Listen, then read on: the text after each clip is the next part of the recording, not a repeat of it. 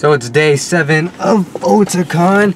That means it's the last day, and it sucks because everything closes early. Like dealer's room, everything. From what I heard, the dealer's room closed early this year because like on Friday it closed at 8, on Saturday it closed at 6. Luckily, I already got all my stuff and all that whatnot. Artist Alley was pretty cool. I picked up some stuff there, but today I only have one thing planned, and that's the Travis Willingham and his wife Laura Bailey's Q&A. That their joint Q&A that they're doing, because if you remember yesterday's vlog, if you watched it, I was literally the last person before they cut it off, or they cut it off and I was the last person. So like I didn't get to ask my question. I was like the next one on the mic. And anyway, I'll see you guys all when I get there. Hopefully I find something to entertain you guys with. If anything, at the end of this, I'm gonna, you know, talk about, you know, since this is my first real convention, like going all 3 days and whatnot, I'll talk about my thoughts and things and stuff like that. So then, bye bye. And bam, the last day of Otakon Sunday is over. Well, I mean, there's probably like what, like another hour or so, but there wasn't really interesting left. Like I visited the dealer's room one more time, and I went to Artist Alley one more time, trying to pick up something Persona 3 related, because I realized I picked up everything Persona related, at least 4 and 5 related, but I did not pick up anything 3 related. And I saw these people like the other days, excuse me, like having these booklets, I think that was art, but I couldn't find it. So I was like sweeping around the dealer's room like I think like 3 times, and I couldn't find it. I saw the Persona 4 Golden Animation art book, but I was like, that's not what I need. I already got a lot of these Personas, like Persona 4 stuff, and I was like, I need something Persona 3 related, but I couldn't find it, so there's that. But hey, I was actually able to ask my question for Travis Willingham and Laura Bailey's Q&A at their Q&A, because remember last time, yesterday, I didn't make it. Well, I was literally the last person, and then they had to cut the panel off. Like I didn't get to ask my question, so I was actually able to answer this or ask it this time. But I was really close to because like the panel was like literally over, but they were like lightning round. I was like able to ask it. And so if you don't remember, my question was, it was if DC and Warner Bros. Decided to make a new animated show similar to Avengers Assemble, because they both voice characters from over there. I believe it's Black Widow and Thor over on Avengers Assemble. I was like, what if Warner Bros. DC made something like that, along the lines of that isn't, you know, something like Teen Titans Go, but something along the lines of like Young Justice, Justice League Unlimited, all that whatnot, that doesn't get canceled because it doesn't make enough sales out of toys. And they were like, I asked them not to use like characters that they've voiced before, like in Legos games and like DC Universe Online. So Travis Willingham's answer was Booster Gold, and then Laura Bailey's answer was Catwoman. So I thought that was pretty cool. Maybe Warner Brothers and DC, if you ever watched this, you know, cast them for that, because we need a new show that isn't Teen Titans Go, because Teen Titans Go hits a different audience. But yeah, I should have recorded, you know, when me asking the question, but then I realized I kind of forgot. My camera was in my backpack. It was lightning around, and you know, there was other stuff and things. It was weird because like I got there early, and I was still like in the back of the line, so it was my fault. You know, you learn from these things. Anyway, I'm gonna do like a wrap up and my thoughts on Otakon, you know, later when I get back home, and then I'm gonna do my review for Charlotte and Fairytale. I think it's episode 4 of Charlotte, but by the time that you guys are seeing this, it's probably episode 5. But I won't be able to review it on time because I won't be home to review it. I will be on my family vacation, so there's that.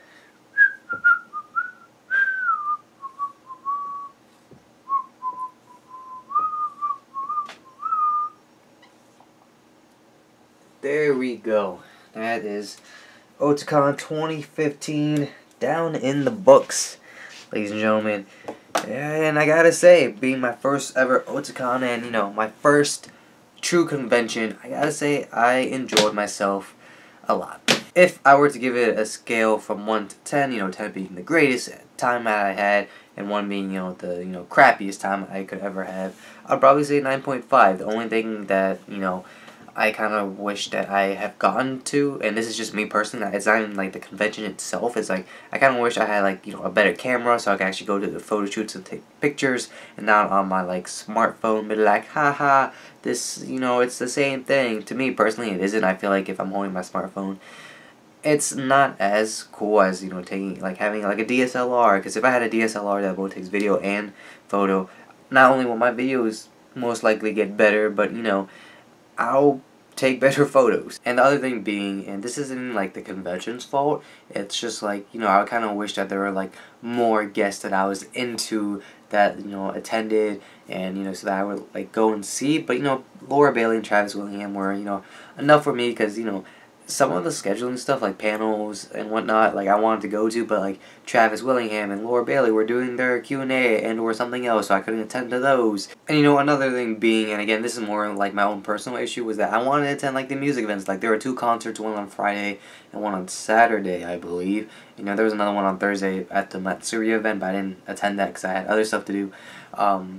You know, there was those events, and you know, for the Friday one, I couldn't make it because, you know, I was, you know, just chilling with my friend, and I realized, oh, they're seating for this DraftKings concert, and we were like, do we really want to go? Like, a part of me did want to go, but part of me was like, man, my feet hurt and my shoulders hurt like crazy. Like, my shoulders are still killing me now, and I don't exactly know why. It's probably because I think it's my backpack for wearing it for like maybe like 12 hours plus, you know, just carrying it around. And, you know, I don't think it's the most comfortable backpack. Yeah, if you wear it for like maybe 2 hours, it wouldn't hurt as much. But it's like this Last of Us backpack, and it's pretty small, but, you know, this is usually just hold my laptop, hold, you know, my tablet, hold my games and stuff like this, like my DS, my Vita, stuff like this, so I can carry it and go. And, you know, I used it to carry mostly everything that, like, merchandise-wise. I had bags for that. But, you know, I think this is, like, it was just killing my back, or killing my shoulders, rather. So maybe I should bring a better backpack. I don't know if it was just this backpack itself, but I don't know, maybe it'll be an experiment next time. But yeah, there was another concert on Saturday that I didn't really get to go to because I was lining up for this 18+ panel that I think I talked about on my Saturday vlog, which should have been uploaded yesterday by the time you're watching this. And going back real quick and talking about me picking up a DSLR camera, you know, one would be handy for me personally in multiple ways. One, I'll be able, my quality of videos will probably go up. That, and if I edit better, and you know, I'll be able to take quality cosplay photos, because, you know, like I said earlier, you know, just, you know, doing it on my phone isn't as fancy, because I don't know, there's this thing where it's like, I don't want to, like, I'm the type of guy that's, you know, if I can make it convenient for other people, then I do. So, like, let's say outside my house, you know, there's the crosswalk and all of this, you know, there are 3 cars. I have control of like all 3 cars, but let's say someone takes the middle car, and, you know, the other 2 cars don't leave their spots, and, you know, that person will have to parallel park again. And, you know, parallel parking, if you don't know, is a pain in the butt, especially, you know, you don't have to be good at it, you know, like, you can know how to do it, but it's still a pain in the butt, because you gotta be like, oh, I have to do this, you know, I have to turn the wheel all the way to the right, all the way to the left, all of this, whatnot.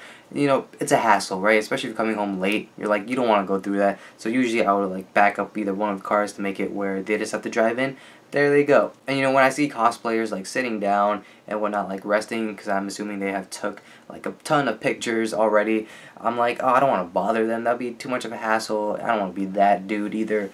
And, you know, like, when I see, like, I see an awesome cosplay and they're, like, but you're in, like, the flow of traffic, it's just, like, you don't want to be that one guy to be, like, stopping all the traffic just to take a photo on your smartphone, because that's just, you know, awkward, and, you know, you'll be that asshole. So, yeah, I'm not that type of person. You know what's even worse than that is that, you know, I could have taken tons of cosplay pictures, and, you know, the shy person inside of me was like, no, you shouldn't bother them, you know, you shouldn't do that anymore and that whatnot. And I was like, when I got home today, I was like, you know, usually I prep, like, things inside my head that I want to say to you guys on camera, and it's like, why didn't I just take my own advice, that being is like, yo, your cosplay is amazing, can I get your picture? I don't know why I didn't say that, because, you know, I guess, like, when talking to the camera and, you know, talking to people in real life, it's just 2 different things. So I don't know, maybe, you know, I'm just a gigantic bitch.